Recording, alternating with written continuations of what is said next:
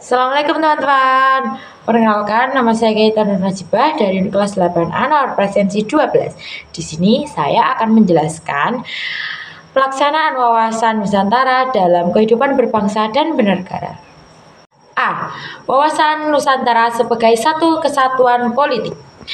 Kepulauan Nusantara sebagai satu kesatuan politik mengandung arti bahwa kebudayaan wilayah nasional dengan segala isi dan kekayaannya merupakan satu kesatuan wilayah, wadah, ruang hidup, kesatuan matra seluruh bangsa yang menjadi modal dari milik bersama bangsa Indonesia.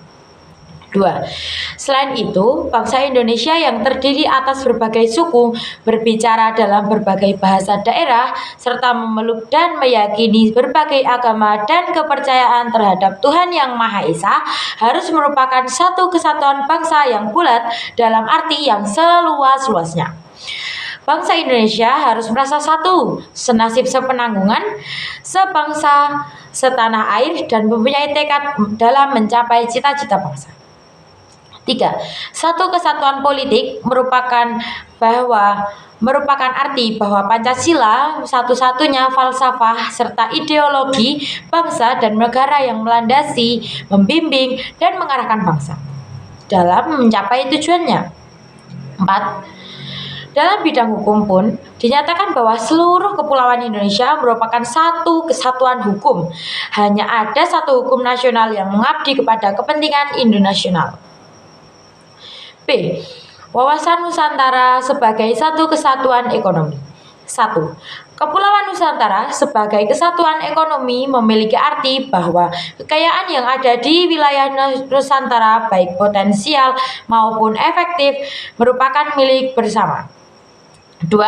Semua diperlukan untuk memenuhi kebutuhan hidup sehari-hari secara merata di seluruh wilayah tanah air. 3.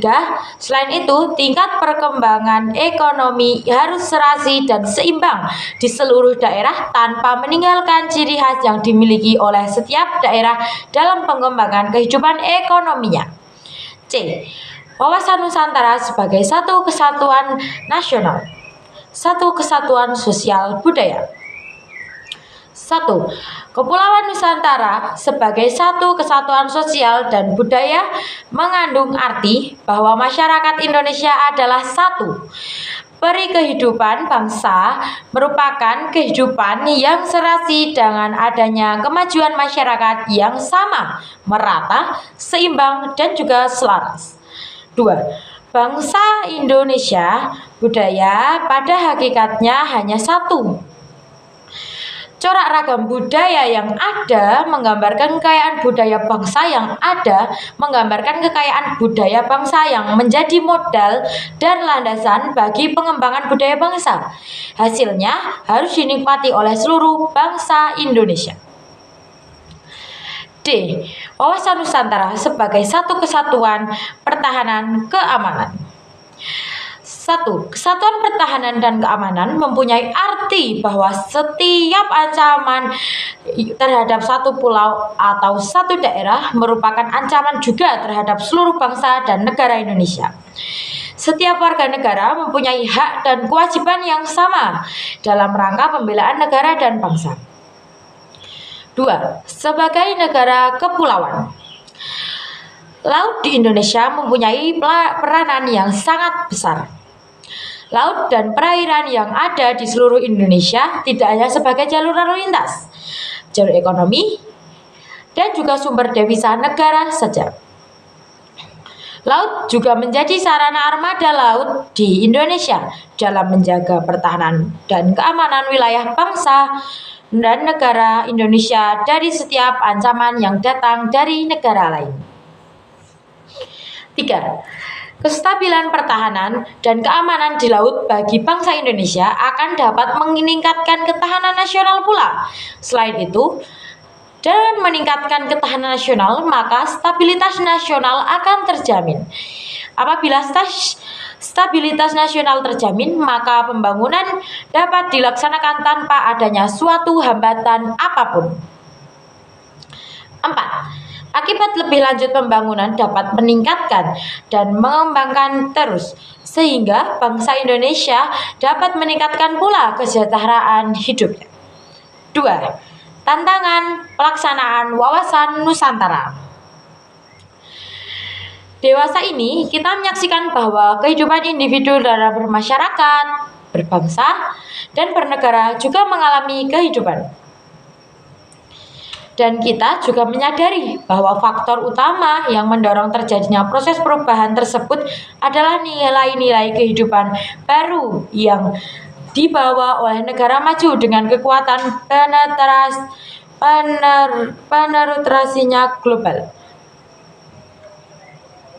Apabila kita menengok sejarah kehidupan manusia dan alam semesta, perubahan dalam suatu kehidupan itu adalah suatu hal yang wajar atau alamiah. Dalam dunia ini, yang abadi dan kekal adalah perubahan. Berkaitan dengan wawasan Nusantara yang bersyarat dengan nilai-nilai budaya bangsa Indonesia dan dibentuk dalam proses panjang sejarah perjuangan bangsa. Apakah wawasan bangsa Indonesia tentang persatuan dan kesatuan itu akan terhanyut tanpa bekas atau akan tetap kokoh dan mampu bertahan dalam terpaan nilai global yang menantang wawasan persatuan bangsa? Dilihat dari berbagai aspek dalam kehidupan, wawasan Nusantara memiliki berbagai tantangan berikut. 1. Aspek ekonomi. Satu kesatuan ekonomi dengan berdasarkan atas asas usaha bersama dan asas kekeluargaan dalam satu sistem ekonomi kerakyatan. Perwujudan Kepulauan Nusantara sebagai satu kesatuan ekonomi yang meliputi 1. Kekayaan di wilayah Nusantara secara potensial dan efektif menjadi modal dan milik bangsa bersama bangsa Indonesia untuk memenuhi kebutuhan pembangunan bangsa secara merata. 2. Tingkat perkembangan ekonomi harus seimbang dan serasi di seluruh daerah dalam wilayah Indonesia. 3. Kehidupan perekonomian di seluruh wilayah Nusantara diselenggarakan sebagai usaha bersama dengan asas kekeluargaan dalam sistem ekonomi kerakyatan untuk sebesar-besarnya bagi kemakmuran rakyat. B. Aspek ideologi. Secara ideologis dan sampai konstitusional, bangsa Indonesia berdasarkan pada nilai-nilai Pancasila dan UUD 1945 yang secara substantif isinya dan dapat memberi arah pandangan kemajemukan bangsa Indonesia pada prinsip persatuan dan kesatuan bangsa. C. Aspek politik. Satu kesatuan politik dalam arti satu UUD dan politik pelaksanaannya serta satu ideologis dan identitas nasional. Perwujudan Kepulauan Nusantara sebagai satu kesatuan politik yang meliputi 1. Kebulatan wilayah dengan segala isinya merupakan modal dan milik bersama bangsa Indonesia. 2. Keanekaragaman suku, budaya, dan bahasa daerah serta agama yang dianutnya tetap dalam satu kesatuan bangsa Indonesia.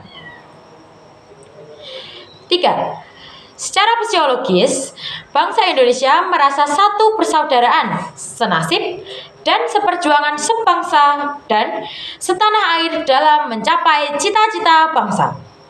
4. Pancasila merupakan dasar falsafah dan ideologi yang dapat mempersatukan bangsa Indonesia menuju tercapainya cita-cita nasional. D. Aspek sosial budaya. Untuk mempercepat tercapainya tujuan wawasan Nusantara, di samping implementasi seperti yang telah disebutkan di atas, perlu juga dilakukan permasyarakatan materi wawasan Nusantara kepada seluruh masyarakat Indonesia.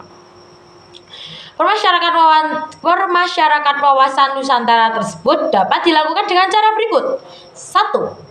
Menurut sifat atau cara penyampaiannya, yang dapat dilaksanakan adalah langsung, yang terdiri dari ceramah, diskusi, dialog, tatap muka, dan tidak langsung, yang terdiri dari media elektronik dan media cetak.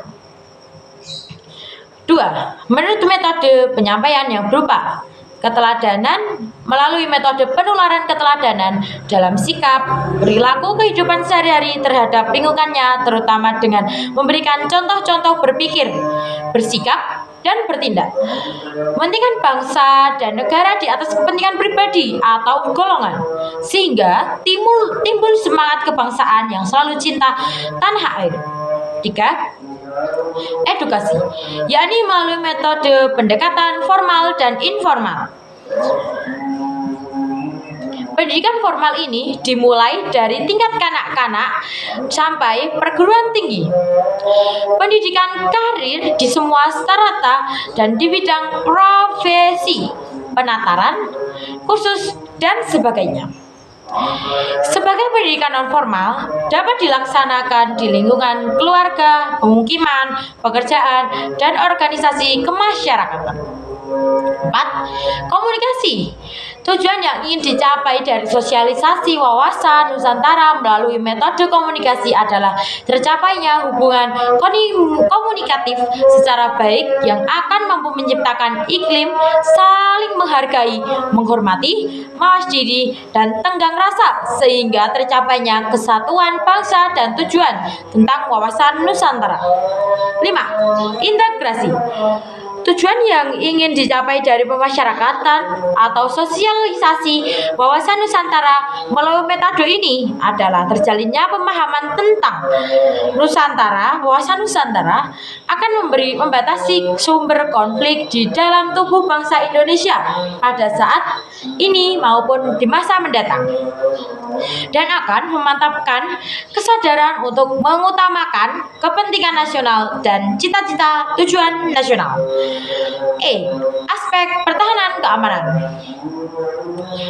Wawasan nasional bangsa Indonesia adalah wawasan Nusantara yang merupakan pedoman bagi proses pembangunan nasional serta tujuan nasional. Sedangkan ketahanan nasional merupakan wujud yang harus diwujudkan agar proses pencapaian tujuan nasional tersebut dapat berjalan dengan sukses. Oleh karena itu, diperlukan suatu konsepsi ketahanan nasional yang disesuaikan dengan karakteristik bangsa Indonesia. Dan dapat dikatakan bahwa wawasan Nusantara dan ketahanan nasional merupakan dua konsepsi dasar yang saling mendukung sebagai pedoman bagi penyelenggaraan kehidupan berbangsa dan bernegara agar tetap jaya dan berkembang seterusnya. Dalam melaksanakan permasyarakatan, lingkup materi wawasan Nusantara yang disampaikan hendaknya disesuaikan dengan tingkat, jenis, serta lingkungan pendidikan agar materi disampaikan tersebut mengerti dan dapat dipahami dengan mudah. Solusi dalam implementasi wawasan Nusantara tercermin pada pola pikir, pola sikap, dan tindakan yang mendahulukan kepentingan pribadi atau kelompok. Kepentingan politik menciptakan iklim penyelenggaraan negara yang sehat dan dinamis serta mewujudkan pemerintahan yang kuat, aspiratif, dan dapat dipercaya. B. Ekonomi menciptakan tatanan ekonomi yang benar-benar menjamin pemenuhan dan peningkatan kesejahteraan kemakmuran rakyat yang adil. C. Sosial budaya menciptakan sikap batiniah yang lahiriah yang mengakui, menerima, dan menghormati segala bentuk perbedaan sebagai kenyataan dan hidup di sekitarnya merupakan karunia dari Sang Pencipta. D. Pertahanan keamanan menumbuhkan kesadaran cinta tanah air dan membentuk sikap bela negara pada setiap warga Indonesia. Selain itu, dilihat dari faktor lain, tantangan dalam pelaksanaan wawasan Nusantara mencakup tantangan internal dan eksternal. Tantangan internal. 1. Keragaman masyarakat Indonesia. 2. Kesenjangan sosial dan ekonomi masyarakat. 3. Meningkatnya paham etnosentrisme dan radikalisme. 4. munculnya gerakan separatisme. B. Tantangan eksternal. 1. Globalisasi. 2. Penegaraan wilayah. 3. Campur tangan asing. Dan pastinya munculnya jaringan narkoba internasional. 3. Berpartisipasi dalam menjaga keutuhan NKRI. Menjaga keutuhan dan kedaulatan negara Kesatuan Republik Indonesia bukan hanya tugas Taruna Negara Indonesia. Keutuhan NKRI merupakan hal yang wajib dijaga oleh seluruh warga Indonesia. Rakyat sebagai komponen pendukung TNI menjaga pertahanan negara. Partisipasi warga negara sangat dibutuhkan dalam menghadapi tantangan dan gangguan. Partisipasi warga negara diwujudkan melalui perjuangan sesuai dengan bidang keahlian atau profesi yang dijalani. Sebagai belajar, kita harus belajar dengan rajin. Sebagai dokter, harus ikhlas dan tekun dalam menangani pasien. Sebagai guru, harus berprofesional dalam memberikan ilmu kepada siswa. Dan profesi lain melakukan pekerjaannya masing-masing sehingga memberikan hasil yang mampu membanggakan Indonesia dan mencegah adanya konflik. Partisipasi warga negara dalam menjaga keutuhan NKRI harus diliputi perasaan cinta tanah air dan kesatuan serta rela berkorban. Upaya bela negara dalam menjaga keutuhan NKRI bisa dilakukan dengan cara fisik maupun cara non-fisik. Bela negara secara fisik dilakukan oleh TNI, kepolisian, serta disediakannya pelatihan dasar kemiliteran. Sementara itu, secara non-fisik, upaya tersebut juga dapat dilakukan di lingkungan keluarga, lingkungan sekolah, serta lingkungan masyarakat. Beberapa contoh partisipasi warga negara dalam menjaga keutuhan NKRI antara lain seperti berikut di bawah ini. A. Di lingkungan keluarga. Berawal dari lingkungan keluarga, kita harus bisa menjaga keutuhan NKRI dengan menjunjung tinggi tata krama. Kebiasaan menghormati orang tua yang lebih tua merupakan salah satu wujud penanaman diri agar terhindar dari ancaman dan tantangan yang mengganggu ideologi induk bangsa. B. Di lingkungan masyarakat. Di lingkungan masyarakat kita bisa melakukannya dengan cara aktif di lingkungan masyarakat, mengikuti juga lain-lain. Dalam lingkungan sekolah, kita bisa melakukannya dengan cara rajin belajar, menghormati sesama teman, tidak membeda-bedakan sesama teman, dan juga rajin mengerjakan tugas yang diberikan oleh guru. Sekian penjelasan dari saya. Assalamualaikum warahmatullahi wabarakatuh.